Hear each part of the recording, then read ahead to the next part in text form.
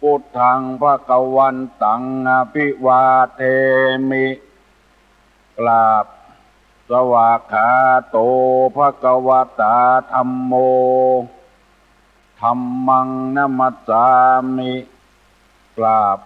สุปฏิปันโนภคะวะโตสาวกสังโฆสังฆังนะมามิกราบหันธัมมัยยังพุทธัสสะภะคะวะโตปุพพะภะคะนะมะกะลังกะโลมาเสนะโมตัสสะภะคะวะโตอะระหะโต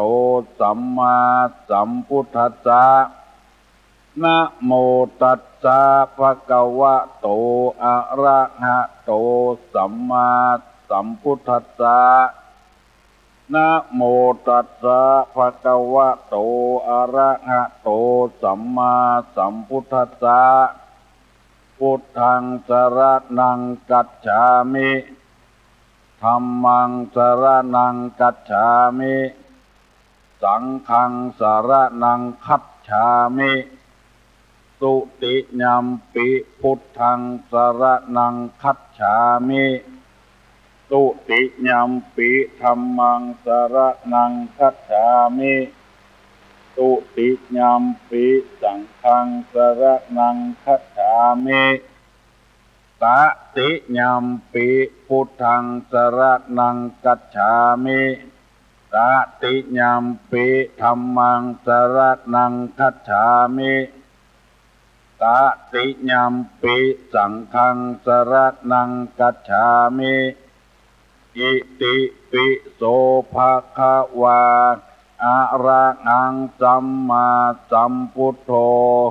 วิชชาจารณะสัมปันโนสุขโตโลกาวิทูอนุตตโลปุริสะธัมมสารถีสัทธาเทวะมนุสสานังพุทโธภควาติสวากขาโตภควตาธัมโมสันติทิโกอากาลิโกเอหิปัสสิโกโอปนะยิโกปัจจัตตังเวทิตตโพวินโยหิติสุปฏิปันโนภควโตสาวกสังโฆอุชุปฏิปันโนภควโตสาวกสังโฆญาญาปฏิปันโนภควโตสาวกสังโฆสามิจิปฏิปันโนภควโตสาวกสังโฆญาติตังจัตตาลิปุริสายุคานิอัฏฐาปุริสาปุคลาเอสาภควโตสาวกสังโฆอาหุไนโยปาหุไนโยทักขิไนโยอัญจลิกาลนิโยอนุตตรังปุญญเขตังโลกัสสาติกราบหนึ่งราบสองราบสามกาเลนะธัมมัสสวนังเอตัมมังคระมุตตะมังมาแถมแล้วมากุวันไอ้ยังมาเสียงก้องเสียงก้องเสียงมองต่ำเข้าเสียงตู้เจ้าเทศนาธรรมมาถึงบ้านมาถึงบนเฮือนมาถึงในเฮือนมาถึงในสุดในมุ้งมาถึงเฮือนไฟมาถึงห้องน้ำมาถึงในรถมาถึงกุฏิกุฏางเสียงประกาศธรรมะเป็นสิริมงคลกาเลนะธัมมสวนังการฟังธรรมตามกาลเวลาเป็นมงคลประเสริฐเวลานี้เป็นเวลาที่เป็นมงคลมากพากันได้ฟังธรรมจดจำเอาไว้เสียงที่ฟังอยู่ในขณะนี้สถานีวิทยุของพระพุทธศาสนาวัด ฝ่ายเห็นเพียงแต่ขอเชิญชวนมวลท่านสาธุชนทั้งหลายพากันเป่าเตือนช่วยกันฟังวิทยุพระพุทธศาสนาท่านจะมีความรู้ความเข้าใจในเรื่องต่างๆเกี่ยวกับพระพุทธศาสนามากมายมีครูบาอาจารย์ผู้มีความรู้ตั้งเป็นด็อกเตอร์ตลอดถึงประโยค6ประโยค7เอาออกอากาศสถานีนี้โดยที่แต่ละองค์นี้บ่มีผลประโยชน์อะไรอย่างกับตัวสักอย่างบ่คิดเป็นเวลาบ่เอาเงินบ่เอาทองเหมือนกับสถานีที่เปิ้นตั้งในพระพุทธศาสนานี้พระพุทธเจ้าค้นหาว่าคนเฮานี้มีกับความทุกข์ไปทางใดก็เป็นความทุกข์หมดตกหมดเสี่ยงจะเนี่ยเจือใดให้พ้นจากความทุกข์ทั้งที่อยู่ในกองทุกข์ก็บนกองทุกข์อยู่ในที่สุดพระองค์ก็ค้นคว้าจนได้เรียกว่าสัจธรรมธรรมคือความจริงซึ่งบ่มีศาสดาใดค้นปะส่วนมากนี้จะไปหาความทุกข์สมมติว่าทุกข์เพราะว่ามันได้กินมันได้ใช้ได้จ่ายตัวเปิ้นพระพุทธเจ้าก็ค้นหาจนปะเนี่ยจะได้จะให้มีเงินมีทองได้กินได้ใช้ได้จ่ายตัวเปิ้นเลยมีพุทธภาษิตออกมาว่าวิริเยทุกขมัจเจติวิริเยนะทุกขมัจเจติแปลว่าคนล่วง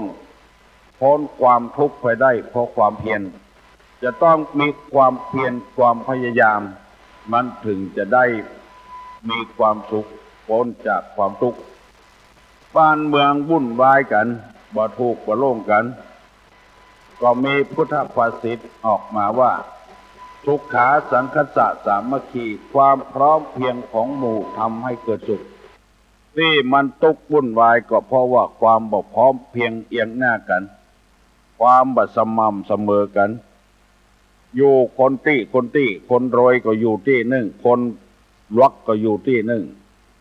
คนทุกข์ก็ทุกข์เขาดินเขาหญ้าไปติ๊กๆบ่พร้อมอีเพียงเอียงหน้ากันมีหลายอย่าง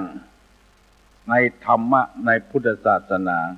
เนี่ยคือคนมีความสุขฆราวาสที่เกิดความทุกข์นั้นก็เพราะว่าบ่มีฆราวาสธรรมบ่มีธรรมประจำจิตประจำใจฆราวาสนั้นเฮือนหลังนั้นก็มีความทุกข์อยู่ตลอดเวลาเพราะเหตุว่าพ่อบ้านก็ทุศีล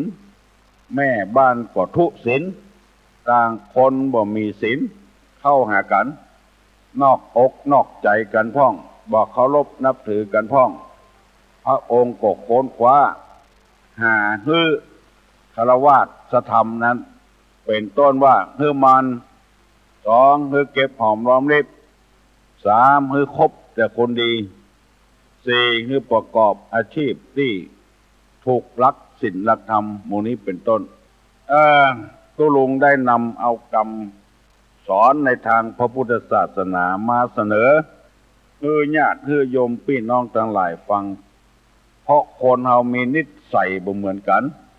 เมื่อมีนิสัยบ่เหมือนกันก็จึงมีธรรมต่างๆนานาเอามาให้เลือกประพฤติปฏิบัติบางคนก็มีราคะเป็นนิสัยมีความกำหนัดยินดีในเพศตรงกันข้ามพ้องตาได้หันหูได้ยินอยากได้ลิ้นไปสัมผัสกับรสอาหารจะกินหมู่นี้มีความกำหนัดความยินดีความใคร่ในอารมณ์ต่างๆหูดังดมกลิ่นน้ำหอมแป้งบ่แป้งเตื้องเอามาถูกทาถูกเกาให้หอมนี้เรียกว่าราคะกำหนัดความยินดีนิสัยบ่เหมือนกันบางคนก็มีความโคตรเป็นนิสัยอย่างน้อยก็โคตรเพราะว่านิสัยคนเฮามาเหมือนกันพระธรรมคำสั่งสอนจึงมีให้เลือกใจบางคนก็มีความหลงงมงายไผอู้หยังก็เชื่อหมด ก็มีธรรมะแก้ความหลงนั้นเป็นข้อไปตุลุงจะได้นำเอาคำว่าจริยธรรมสำหรับพ่อบ้านสำหรับแม่บ้านหมายความว่าพ่อเฮือนแม่เฮือนที่ได้แต่งงานอยู่กับกันเนี่ยทำเชื้อใดจะให้มีความสุขได้นำเอาคำว่าอย่านำโทษในบ้านออกไปเผยแพร่นอกบ้านกรรมนี้ที่ว่าไฟในจะไปนำออกบุคคลผู้ใดสามารถปฏิบัติได้เจอรับรองว่าเป็นพ่อบ้านที่มีความสุขเป็นแม่บ้านที่มีความสุขเรื่องในครอบครัวของเพิ่นหูหันเรื่องส่วนตัวของเพิ่นอย่าไปเก็บเอาไปเล่าให้พี่น้อง10 ชาวบ้านภัยมันจะเกิดขึ้นกับบ้านกับจองหลังนั้นเพราะเอานำเอากรรมบดีไปในบ้านไปเผยแพร่ให้เพิ่นอยู่บ้านหมู่5หมู่6หมู่7หมู่8ว่าชอบแก่บ้านเอาไปเผยแพร่ให้เพิ่นค่อยบ้านค่อยเมืองอันเนี้ยปีไฟในนำออกเพิ่นจะลุกแคว้นเฮาค่อยบ้านค่อยเมืองเพราะเกิดนำไฟในออก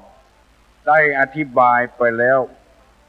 วันนี้จะได้นำเอาคำว่าข้อที่2อย่าเอาคำนินทาชาวบ้านมาแฉในบ้านหมายความว่าไฟนอกอย่าไปนำเข้ากรรมนินทานอกบ้านเอามาแฉในบ้านเอามาเล่าในบ้านในจองของเราเพราะเหตุว่าจะเป็นชนวนทำให้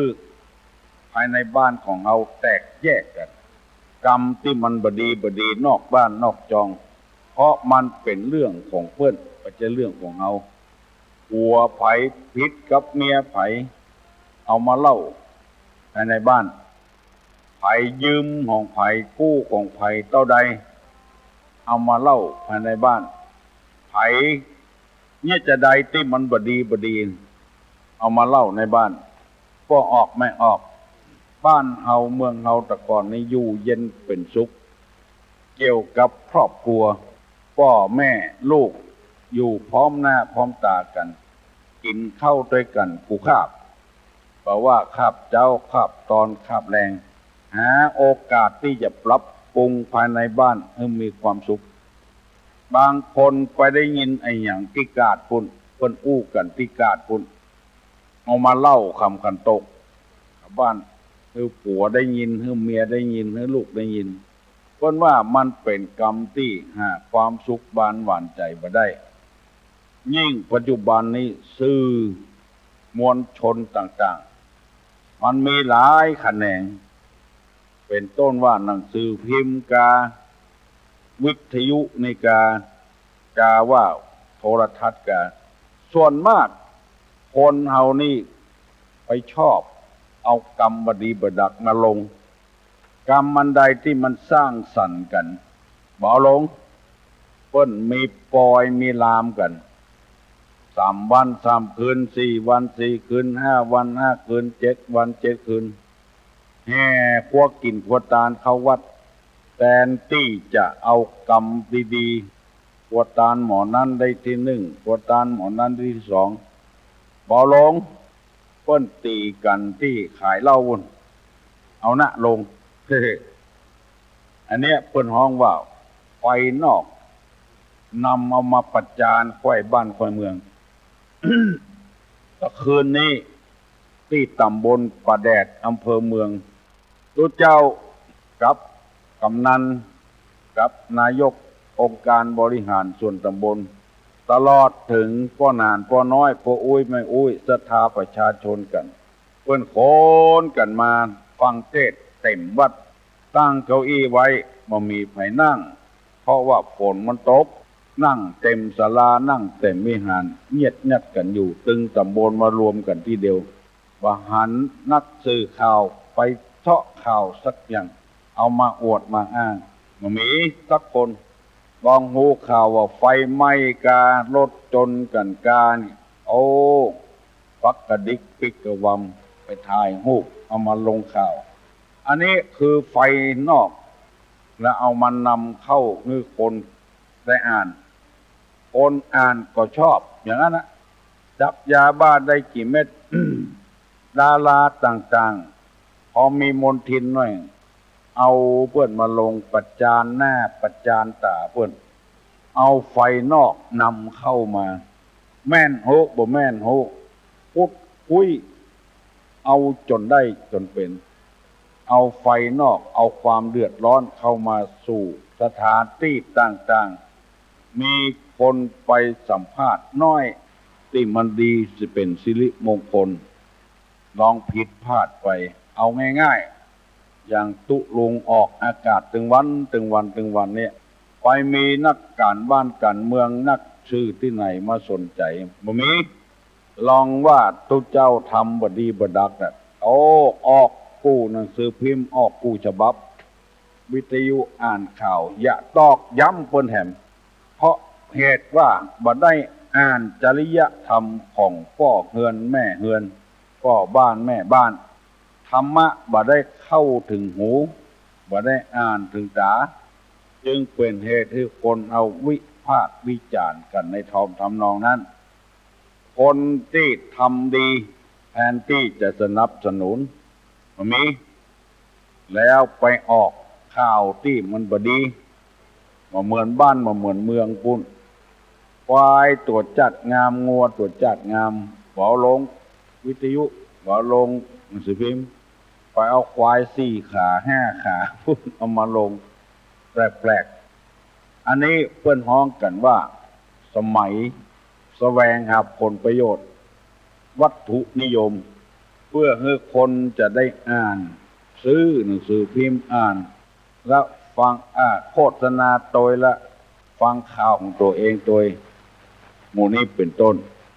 ลักในทางพระพุทธศาสนาว่าไฟในอย่าไปนำออกไฟนอกอย่าไปนำเข้าของที่มันบดีที่มันเป็นฟืนเป็นไฟเป็นอันตรายบอกว่ากำปากกำพอบอกว่าการประพฤติปฏิบัติอันที่มันบดีบดักผลเข้ามาเพราะฉะนั้นพ่อบ้านก็ดีแม่บ้านก็ดีไผก็ดีแก่บ้านกำนันในฐานะที่เราเป็นคนมีหน้าที่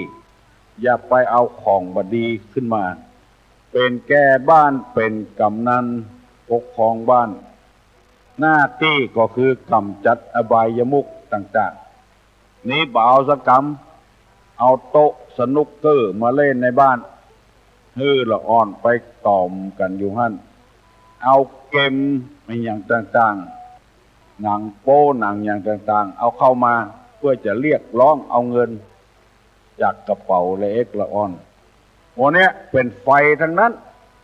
นำเข้าบ้านเขาจองมาซึ่งคนทำนั้นบ่รู้สึกตัวว่าตัวกำลังจะทำมาอย่างลงไปนำของบดีเข้าบ้านนำของที่จะทำความเดือดร้อนเข้าบ้านพ่อบ้านก็ดีแม่บ้านก็ดีเป็นจี้ความเจริญมันจะบ่เกิดขึ้นเพิ่นเสาะหาแต่ความดีแต่ผู้เป็นพ่อบ้านแม่บ้านก็ดีเป็นผู้นำของบ้านก็ดีนำเอาความบดีมาสู่มีการมีงานอย่างนี้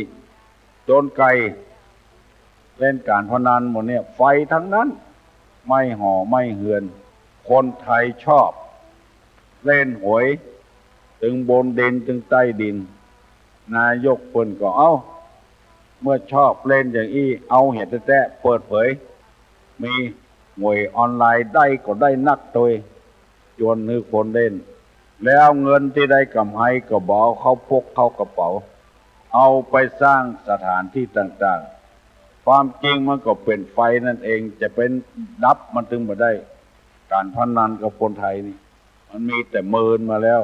มีคนหนึ่งสารภาพกับเพื่อนมาว่าเพื่อนเอาเนี่ยย่างการพนันทุกชนิดแล้วก็เล่นละเพื่อนมาบอกว่าโอ้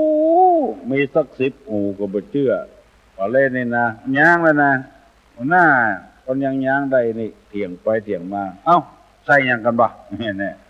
เอา เอาละจะเล่นแล้วใส่อย่างกันบ้าครับการวันนั้นนั่นแหละมีไอ้อย่างน้อยก็แข่งกัน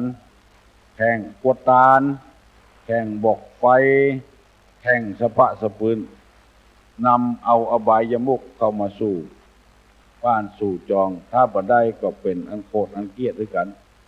ได้นำเอาธรรมะมาเสนอเพื่อพี่น้องทั้งหลายพิจารณาที่นางสาขาได้รับคำสอนจากพ่อว่าไปอยู่บ้านเปิ้นเป็นอย่างนี้เนอะแม่กูคนจะต้องสอนลูกพ่อกูคนจะต้องสอนลูกบอกว่าลูกกดใจบอกว่าลูกไม่ยิงไปอยู่กับเปิ้นจะไปเอาเรื่องบดีเข้าไปสู่เปิ้นเรื่องบดีภายในบ้านจะไปเอาออกไปเรื่องบดีภายในบ้านเรื่องภายในบ้านจะไปเอาเข้ามาภายในจะไปนำออกภายนอกจะไปนำเข้าคนเฮาถ้าสอนกันอย่างอี้กูคนน่ะขอโทษเถอะมันจะบ่เอาลูกไว้ให้พ่อให้แม่เลี้ยงประเดี๋ยวนี้คนบ่ใครได้เข้าวัดเข้าวาก็เพราะเหตุว่าเลี้ยงลูกใหญ่มาแล้วไปเอาผัวเนี่ยไปเอาเมียเนี่ยอยู่ด้วยกันมาเมินจะกำละกันได้ลูกอย่างคนได้ฮักลูกคนนั้นก็ไปเลี้ยงเป็นการให้พ่ออุ้ยไม่อุ้ยเลี้ยงหลานแถมหน้าที่จะปล่อยให้เพื่อนไปวัดไปวาบ่ได้ละใครเหี้ยใครหาดไปเลยคนเท่านั้นก็นี่จะได้ว่าจะได้ก็เพราะตัวเองบ่ได้สอนลูกสอนเต้าไว้ให้ก่อนฟังไปเถอะก็ออกไม่ออกฟังไปถึงวันจะเกิดความรู้ความเข้าใจขึ้นมาพระพุทธเจ้าบ่ได้สอนสวรรค์นิพพานอย่างเดียวมรณะอเวจีอย่างเดียวสอนให้คนเขาอยู่ด้วยกันม่วนๆมีกรรมอันใดก็ยุติไว้อย่าไปว่าแต่บ้านเลยแม้แต่ในวัดในวาบางทีก็ทุลุงก็ได้ยินพระลูกวัดเอากรรมของเอาเรื่องบดีบดักของในวัดของผู้หลวงแย่ไปให้เปิ้นบ่ฮู้ได้ยินแต่บ่ฮู้เรื่องดีก็เลยพลอยก็ชอบที่หน้าตู้หลวงไปโดยพระลูกวัดพระลูกวัดเอาไปเล่าเรื่องร้ายต่างๆภายในนอกวัดเอามาเล่าในวัดเพื่อผิดน้อยเดียวก็ว่าเปิ้นยังผิดเหล่านี้ก่อนพอตุนั้นพอตุนี้หมู่นี้เป็นต้นเพราะเหตุว่ากำปากของคนนะเอาไฟในออกเอาไฟนอกเข้าความคิดสร้างสรรค์มันจึงบ่เกิดขึ้นหมู่นี้เป็นต้นก็ออกไม่ออกพี่น้องทั้งหลายจะปานพรนะเนอะยกมือไหว้เนอะสัพปีติโยวิวัจจันตุสัพพโรโควินัสตุมาเตภวะตวันตรายโยสุขีที่คายุโกภวะอภิวาทนะสีลิสานิจังวุธาปัจจายิโนจัตตาโลธรรมาวัฏันติอายุวันโนสุขังพลัง